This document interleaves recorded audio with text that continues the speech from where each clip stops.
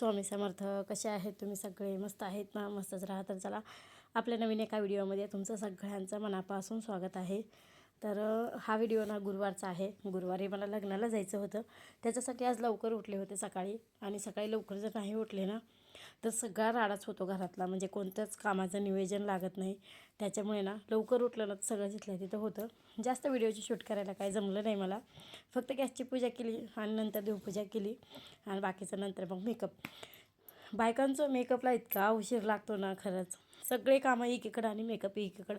भले साधा मेकअप असू द्या पण टाईम तर तेवढाच लागतो, माहिती आहे का. मला तर खूप टाईम लागतो, काकू तर वैतागून जातात मला. तर आम्ही आलो इथं लग्नाला आता. तर इथं अगोदर आलेल्या बायकांचं लक्ष जातं रुखवताकडं, कारण रुखवतात ना एवढं भारी वाटतं बघायला ना. हे का आहे, ते काय, हे किती नवीन वस्तू आहे, ती नवीन वस्तू आहे, सगळ्या जुन्याच दिल्यात का, नवीन मॉडेलच्या दिल्यात का, हे बघण्यात इतका इंटरेस्ट असतो ना बायकांना भरपूर. मला पण खूप येड बघायला, का तर आपल्याला पण पोरी आहेत. मग बघितल्याच्यानंतर आपल्या पण लक्षात येतं की काय द्यायचं काय नाही द्यायचं. त्याच्यामुळे तर आता इथं जेवण आधी केले आणि मग आम्ही लग्नाला उभं राहिलो होतो. लग्न झालं, जेवणं वगैरे केले आम्ही. मग अक्षदा टाकला की मग घरी आलो. घरी आले की संध्याकाळी कोण, बरेच दिवस झालं शेवटचा कधी कोण खाल्ला होता मला आठवत पण नाही. एक दोनदा इथं दुकानात विचारला होता पण कोण काही दुकानात भेटला नाही. पण आमच्या मिस्टरांना जर कळालं की आम्हाला काही खाऊ वाटायला लागले, अरे बाप रे बाप, जोपर्यंत आमची म्हणजे खाऊन इच्छा पूर्ण होत नाही तोपर्यंत ती रोजच चालू असते वस्तू आमच्या घरामध्ये. तर आता येऊन कंप्लीट त्यांना 8 दिवस झाला असला. सध्या गाडी म्हणजे गाडी बंद आहे त्यांची, त्याच्यामुळे घरी आलं. तर 8 ते 10 दिवस झाला असेल, रोज एक दिवस पण खाडा नाही. रोजच्या रोज कोण आहे. दुसऱ्या वेळेस आता पुढच्या वर्षीच कोणची आठवण येईल आम्हाला, तोपर्यंत आठवण यायची नाही, एवढं खाऊ घालतात त्यांनी. तर मग संध्याकाळी जेवण वगैरे झाल्याच्यानंतर संध्याकाळी कोण खाल्ला. आणि हा व्हिडिओ दुसऱ्या दिवशीचा आहे, कारण लग्नाच्या दिवशी ना दगदग खूप झाल्यामुळे ना व्हिडिओची शूट काहीच केलं नव्हतं. तेवढाच व्हिडिओ शूट केलेला होता थोडासाच. तर इथं दुसऱ्या दिवशी सकाळी ना इतके छान फुलं लागले होते ना. 4 दिवस माझं लक्ष त्या फुलाकडे चाललं होतं सारखं, कधी तोडू कधी तोडू कधी तोडू म्हणून. पण ना काल लग्नाला लवकर जायचं होतं, त्याच्यामुळे फुलं तोडली नाही. बिना फुलाची देवपूजा केली मी. आणि त्याच्या आधी फुलं तोडायचे तर म्हणजे शेजारच्या सुरेखाताई आहेत ते आणून देतात, त्याच्यामुळे फुलं तोडली नाही. आणि वाटायचं की फुलं सुकतात का काय, सुकतात का काय, पण हे पिवळे फुलाचं जे असं आहे ना, सुकले ना तरी दुसऱ्या दिवशी अजून म्हणजे नव्याने उमलतात ते फुलं. म्हणजेच नव्याने आता उमललेत का काय असं दिसते ते फुलं. नाही तर एखाद्या झाडाचं काय होतं की आज उमललं नाही तोडलं तर दुसऱ्या दिवशी लगेच सुकून जातं. तसं ह्याचं नाही. म्हणजे 3 ते 4 दिवस जरी फुलं नाही तोडले ना तरी व्यवस्थित जशाला तसे फुलं निघतात.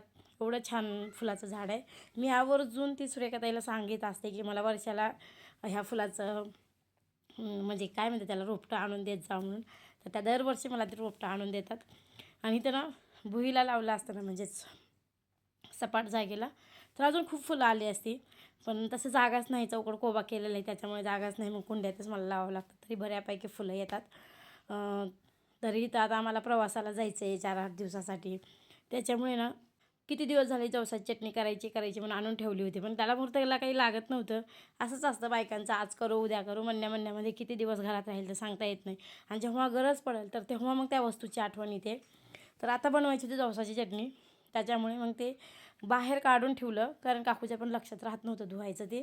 तर छान असे धुवून ठेवले, कारण खडे वगैरे जाळ्या काय असतील तर ते निघून जातात, कारण जवसाला जाळ्या खूप लवकर लागतात. म्हणून ते धुवून घेतलं सगळं.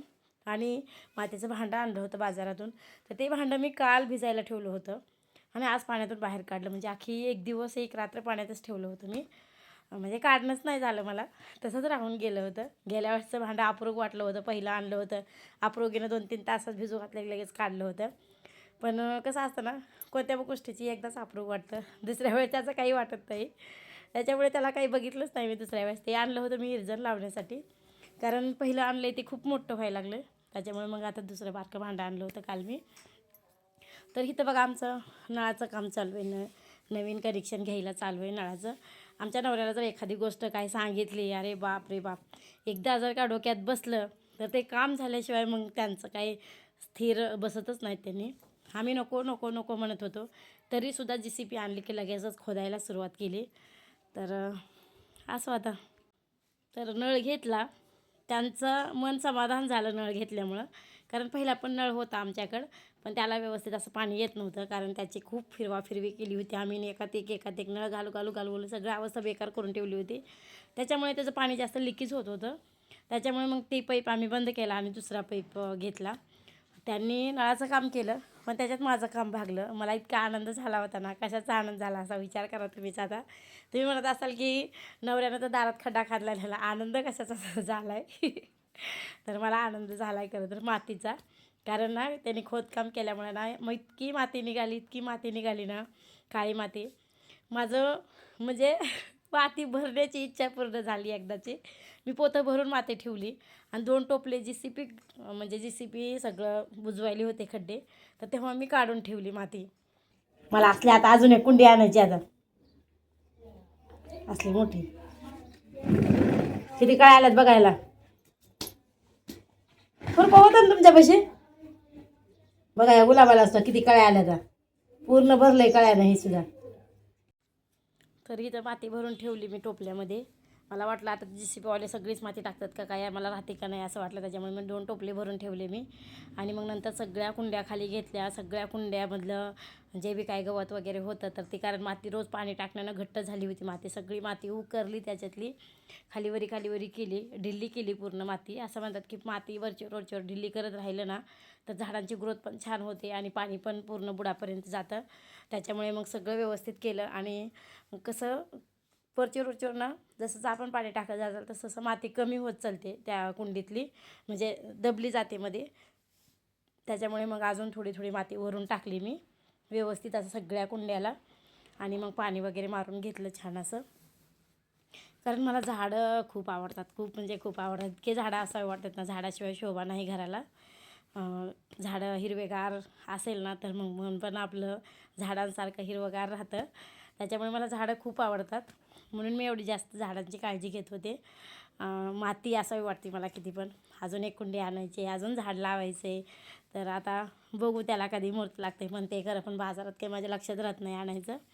तर इथं चालू होतं माझा बराच टाईम गेला ह्या कामामध्ये. तेवढ्यात शेजारला एक काकी आहे, त्यांना पण खूप येड माझ्यासारखं झाडं लावायचं, माती न्यायचं. त्यांनी पण 5-6 टोपले माती नेली इथून आणि चालू होतं माझं इथं काम. इथंच सगळी मी राख भरली होती.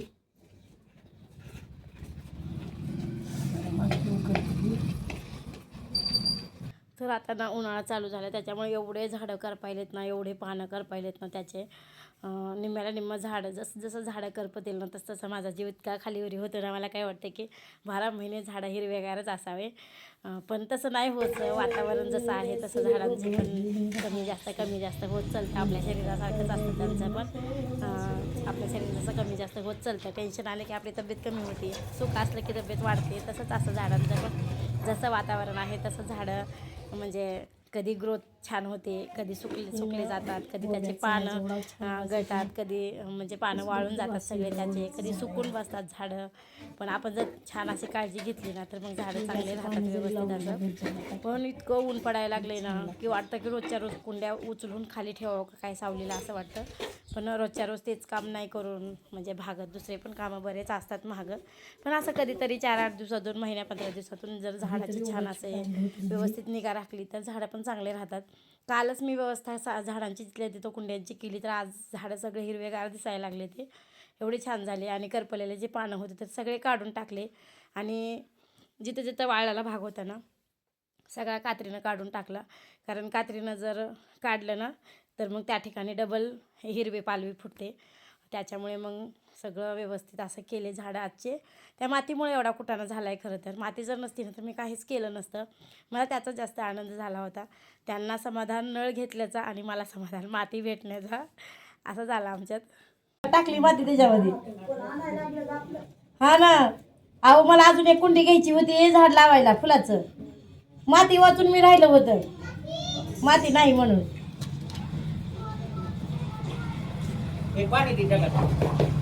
इथं माझं झाडांचं पण बघायचं होतं, झाडांना माती पण घालायची होती, नवऱ्याच्या हाताखाली पण द्यायचं होतं. त्यांना पाणी दे, लवणी दे, ही दे ती दे चालू होतं. कारण एक माणूस होतं कामाला, त्याच्यामुळे मग त्यांनी आणि ते मिळून 2 जण कामं करत होते. चालू होते कामं त्यांचे. मग त्यांचे बाहेर कामं चालू होते, त्याच्यामुळे मग माझं पण काम चालू होतं आणि लाईट पण नव्हती. त्यातल्या त्यात लाईट असते तर मला बघायला टाईम भेटला नसता, कारण लाईट असली की मी शिवायला बसलेली असते. लाईट नव्हती म्हणून इथं माझं काम चालू होतं. तेवढ्याच झाडांना पण वेळ देण्यात आले आणि मला पण आनंद भेटला थोडा वेगळ्या कामाचा. नाहीतर रोज रोज तेच काम करून पण बोर होतं. त्याच्यामुळे मग असं वेगळं थोडंफार काहीतरी काम असलं ना तर बरं वाटतं जरा. तर इथं आता पूर्ण झाडाचं झालं होतं. सगळ्या कुंड्या खाली घेऊन व्यवस्थित असं माती वगैरे भरली, त्याच्यामध्ये छान गवत वगैरे आलेलं होतं ते काढून टाकलं. जास्त म्हणजे खराब झालेले पानं होते काढून टाकली आणि नंतर मग पाणी मारलं. म्हणजे पूर्ण झाडावर असं फिकून पाणी. झाडांना ते म्हणजे फवाराची जी बाटली असते ना ती जर असली ना तर त्यानं छान पाणी मारता येतं. पण माझ्याकडे ती नाही आहे घरामध्ये एक, पण त्याचं जे टोपण आहे तर ते दुसऱ्या कोणत्याच बाटलीला बसत नाही. त्याच्यामुळे मग मी त्याचा काही वापर केला नाही अजून. असंच जगानं पाणी मारत असते. तर इथं कातर आणून मला कात्रीनं म्हणजे झाडाचे जे खराब झालेले पानं होते तर ते काढायला चालू होतं, कारण हातानं तुटत नव्हते आणि जरी हातानं तुटले ना तर त्याच्या जागेवर दुसऱ्यांदा फुटत नाही सहसा. त्याच्यामुळे मग मी कात्रीचाच वापर करते कधी पण झालं तर. भले माझी कातर खराब होते, मला माहिती होतं की माझी कातर खराब होणार आहे, तरीसुद्धा मी त्या झाडांच्या पुढे कात्रीचा पण विचार करत नाही. मला वाटतं जाऊ द्या तिकडं, कातर दुसऱ्या वेळेस लावून घेता येते. पण एकदा जर का झाड खराब झालं तर दुसरं झाड लवकर येत नाही, उशीर लागतं त्याला. त्याच्यामुळे मग मी कात्रीचा वापर करते. दुसरी एक कातर आहे सेपरेट झाडासाठी, पण ती कातरच कुठं ठेवली काय माहिती. आता एवढं घर मोठं झालं आहे तरीसुद्धा कुठं काय ठेवलं आहे तर लक्षात राहत नाही. तरी मी जास्तीचा पसाऱ्याचा संवरात केलेला नाही आहे जास्त. जेवढं घर मोकळं असेल तेवढं चांगलं वाटतं. नाहीतर मग ना घर छोटं आणि त्यात पसारा आकड म्हणलं ना तर मग कुठंच जागा शिल्लक राहत नाही थोडीसुद्धा. म्हणून आम्ही जास्त पसारा वाढवावाढवी केलेला नाही. जेवढा आहे तेवढाच आहे. तरीसुद्धा कुठं काय वस्तू ठेवली ना तर ती लक्षात राहत नाही. आता किती चांगली कातर आहे पण कुठं ठेवली काय माहिती कातर. तर बघा इथं आता जगानं पाणी टाकते मी आता एक झाडाला, कारण सगळे झाड बऱ्यापैकी होते पण एक झाडाची अवस्था खूप बेकार झाली होती. त्या झाडाकडे बघू वाटत नव्हतं, कारण मला वाटतं की 2 दिवस झालं नळाला पाणीच नव्हतं आमच्या, म्हणून पाणी मारण्यातच नव्हतं आलं. आणि पाणी नाही मारलं ना तर लगेचच झाड कोमेजायला चालू होतात. लगेच असं मान टाकून देतात ते झाडं. त्याच्यामुळे मग त्या झाडांना बघितलं ना मग मला खूप बेकार वाटतं. झाडं कंटिन्यू हिरवेगार असावे वाटतात. पण आता ऊनच एवढं पडायला लागले तर त्या झाडांना तरी काय म्हणणार आता. सकाळ संध्याकाळ 2 टाईम पाणी घातलं ना मग झाडं चांगली राहतात. पण आमच्याच पाण्याचा पत्ता नव्हता, ते झाडाला मी केव्हा घालणार पाणी असं पण वाटायचं एकदा. पण असं चला आता त्यानिमित्तानं झालं आहे आज झाडांचे सगळं पोट भरून. आज त्यांना पाणी पण आणि माती पण दोन्ही मिळाले आज झाडाला आणि मला पण समाधान वाटलं आज.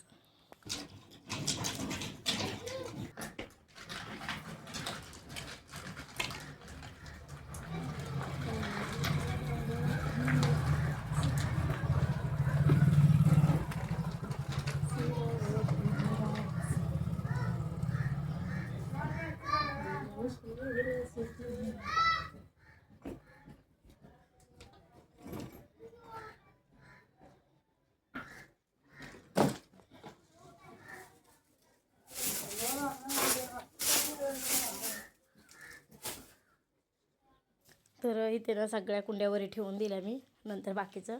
आणि एक राहिलं होतं मनी प्लॅन्ट. त्या मनी प्लॅन्टचं काही लक्षात आलं नाही, कारण त्याचं वेल आहे ते वरी बांधलेलं आहे, त्याच्यामुळे त्याला हात पण जात नाही आणि ते काढायला पण होत नाही.